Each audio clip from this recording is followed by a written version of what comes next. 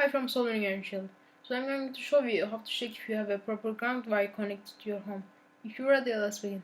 I wonder how, I wonder why. Yesterday you told me about the blue, blue sky, and all that I can see is just a yellow lemon tree. So I'm back with a cup of tea.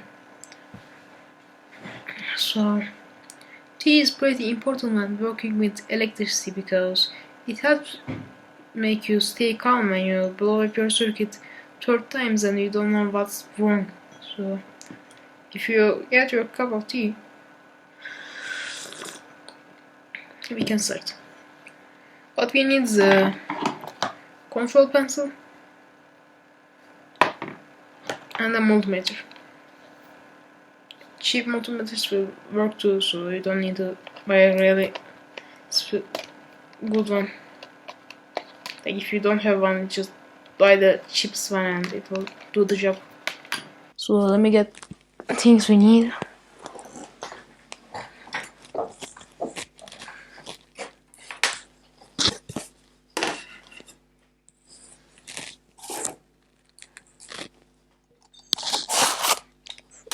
First, cup of tea.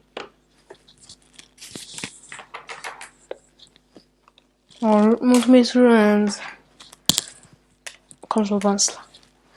Okay, so after getting the things you need, what you want is make sure your switch is opened because it won't work. Get the controller pencil and shove into the one of the holes in the outlet and put your finger. See, check if there's a red light in it, and if there is not, take the control pencil and shove it the other hole, and as you can see there's a really small red light there. You might not see in the camera, but you will see if you shove your own control pencil in there. So take the control pencil out. Don't forget the thing hole you shove it and get a red light. Then take your precious multimeter and set it to AC mode.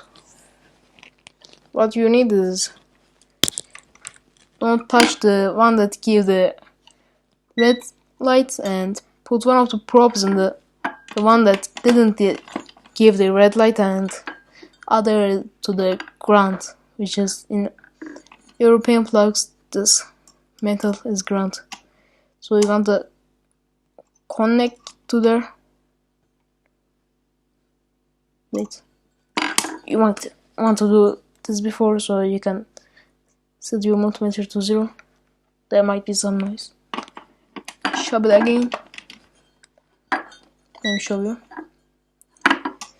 So what you usually need is somewhere 1 to 3, and you will read absolute 0 if you don't have any ground connected to your home. Grounding is pretty important if it's your own home because let's say it's a refrigerator. When you try to pull the refrigerator, you accidentally break the live wire and get loose. That loose wire might touch the case of the refrigerator, and that whole case will be live. So when you hold the refrigerator, you will get a really painful shock, and you might even die if you have a heart condition. So always make sure you have a ground in your home and it's connected to ground. Yeah, like you might check your breaker box and see the ground wire, but that ground wire might be loose on the other side, which case for me, and you always need to check like this. Like usually somewhere between 0 to 3 if you have a ground, and if you read a high voltage like 100 volts to 200 volts, it means one of your devices get loose and connected to ground, which is good because it means the ground was in there and saved you.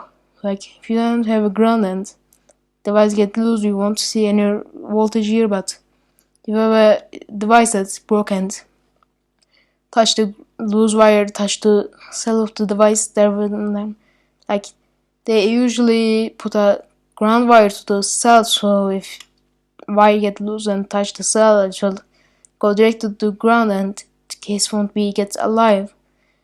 And you will read some voltage between 100 to 200 between change with your country. If you live in 200 120 volts country, you will maximum see like 100 volts something. If you have you live in a 200 volt country like Turkey, you will read 220 volts, like somewhere between 200 volts and 300 volts. Yeah, I can talk. So it was all for today, and hope I can see you tomorrow. It wasn't like that. Hope I can see you next time. See ya.